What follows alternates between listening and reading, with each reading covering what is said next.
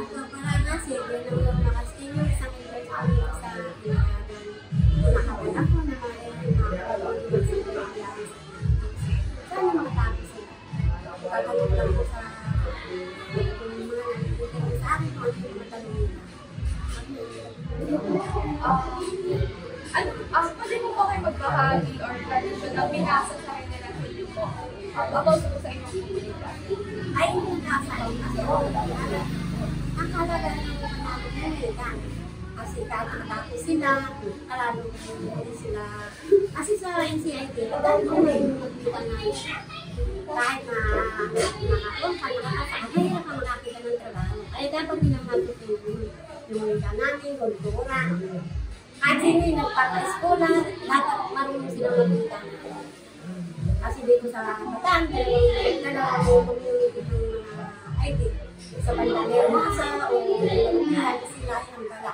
Kami dito mula Kurani, Pakita Malalini, may Kalima.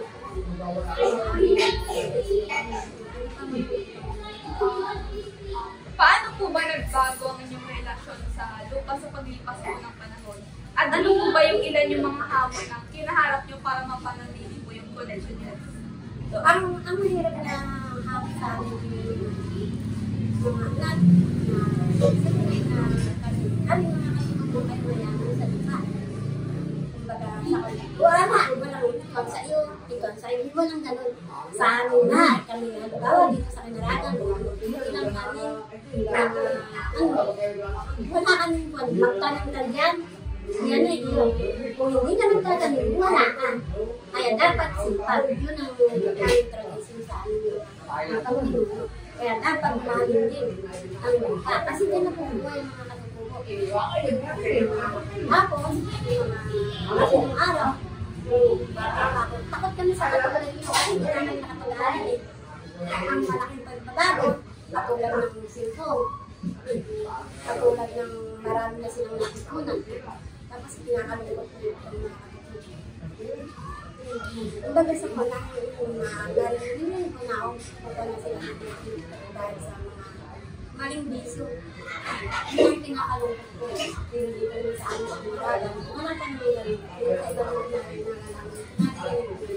na rin na may sana dito at gagalitan ko din sa mga ato. Nakakita ko sa babae. Panikaraan pa ito ako. Kaya sa kaklase dito. Kaya sa lalaki. Ako yung sa lang. Kalabaw na. Kaya nakakita ng babae. Isa na sa babae. Ito naman, may bahay nito. Ay, kung sila, dahil lalaki, apat na babae.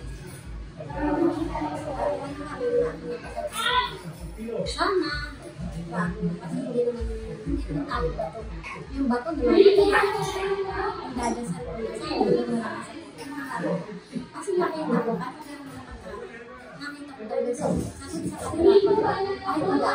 Kasi siya, pagkalit sa akin, pagkalit sa akin, hindi mo na ako makinig sa kanya, naakta na ang palihan.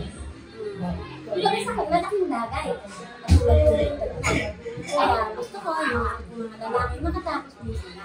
Kaya nakakaalam lang ito.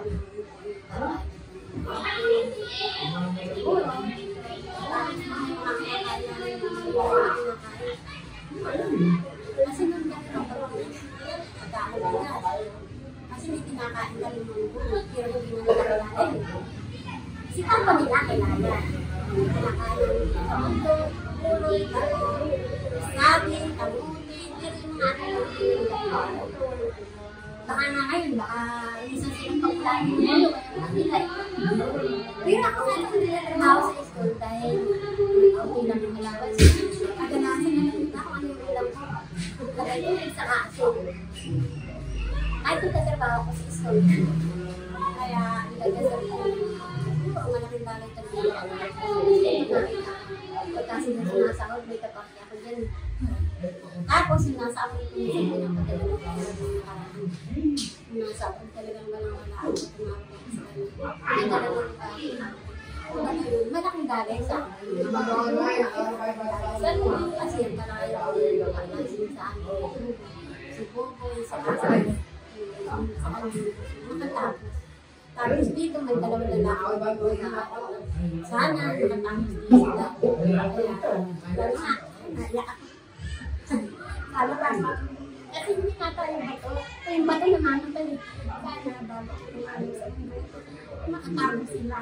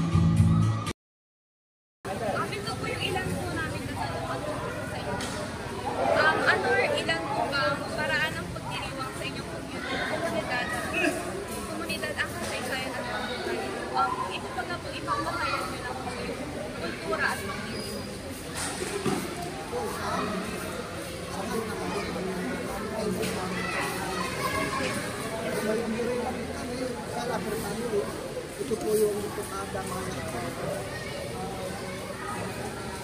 kasama-sama ng pamilya, banding ng mga pamilya. Sa kabindito namin yung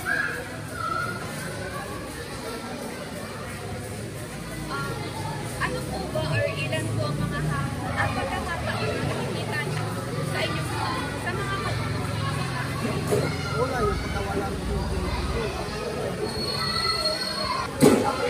ano po ba or ilan ang mga ginagawa ng komunidad itong matulungan isyo ng katarungan sa lipunan at pagkapatay-patay?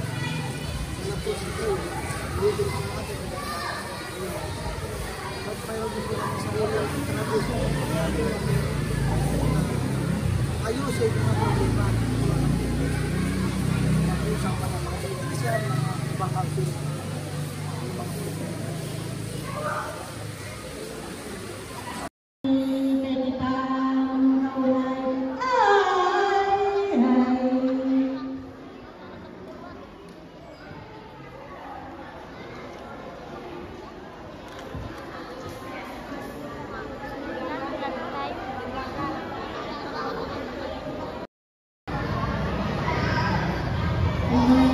Tuwing nga pong mayaman ang kultura ng katutubong ang balat at katutubong magbukod dito sa bataan.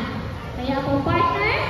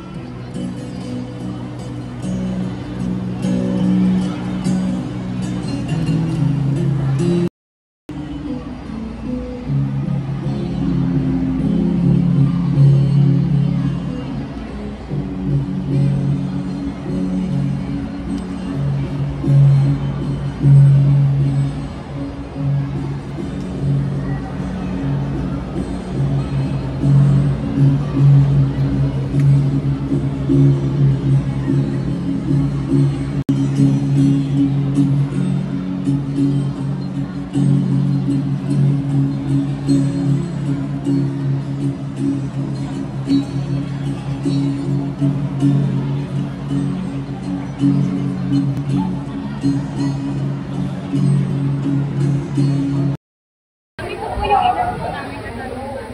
Anong inventahe po ba ang ibabahagi niyo sa mga taong interesado na matulong sa isang sa inyong kultura at kasaysayan? Dati, sigalo yung kultura. Kasi, ang mahalaga wala kang edukasyon. May kultura ka, wala kang edukasyon. Wala kang alaman. Sabi nga rin ako para ka lang hangin na inihipan.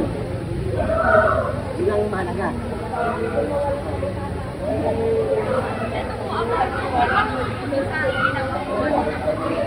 Ang gaano na ba mahalaga yung sayaw, kanta, ano ang kultura sa inyong komunidad? Sa amin mahalaga kasi yan. Kasi hindi na pinawala sa amin.